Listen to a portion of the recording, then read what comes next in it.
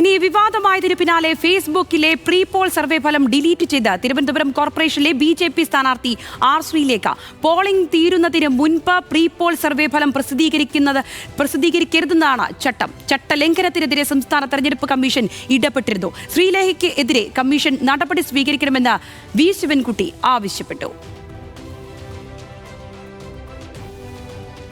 VS അനുണ്ട് വിശദാംശങ്ങളുമായി. അനു, ഇക്കാര്യത്തിൽ ഇപ്പോൾ തെരഞ്ഞെടുപ്പ് കമ്മീഷന്റെ ഇടപെടൽ വന്നിരിക്കുന്നു. സൈബർ പോലീസുമായി ഇക്കാര്യങ്ങൾ കമ്മ്യൂണിക്കേറ്റ് ചെയ്തിരിക്കുന്നുവെന്നാണ് മനസ്സിലാക്കുന്നത്. ഏത് രീതിയിൽ വരും നടപടികൾ? ഇതിന് ഏത് രീതിയിലാണ് പൊതുസമൂഹം മനസ്സിലാക്കുന്നത്?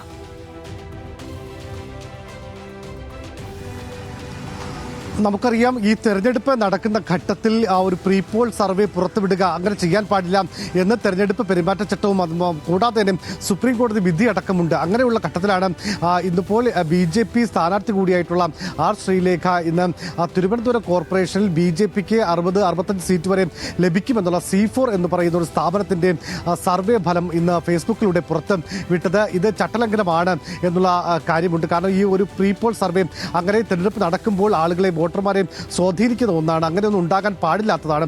പക്ഷേ അങ്ങനെ ഒരു നടപടിയും BJP കേന്ദ്രങ്ങളുടെ BJP സ്ഥാനാർത്ഥിയുടെ ഭാഗത്തു നിന്നും ഉണ്ടായി. നമ്മളിത് രാവിലെ വാർത്തയും നൽകിയിരുന്നു. പിന്നീട് ഇക്കാര്യം ചൂണ്ടിക്കാണിച്ചുകൊണ്ട് ഇപ്പോൾ തെരഞ്ഞെടുപ്പ് കമ്മീഷൻ തന്നെ സൈബർ പോലീസിന് ഇക്കാര്യം അറിയിച്ചിട്ടുണ്ട്. മാത്രമല്ല, ഈ നടപടിക്കെതിരെ CPM നേതാക്കളും രംഗത്ത് വന്നു. മന്ത്രി വി ശിവൻകുട്ടി ഉൾപ്പെടെയുള്ളവർ ഇത് R ശ്രീലേഖയുടെ നടപടി ചട്ടവിരുദ്ധമാണെന്ന് വ്യക്തമാക്കുകയും ചെയ്തിട്ടുണ്ട്.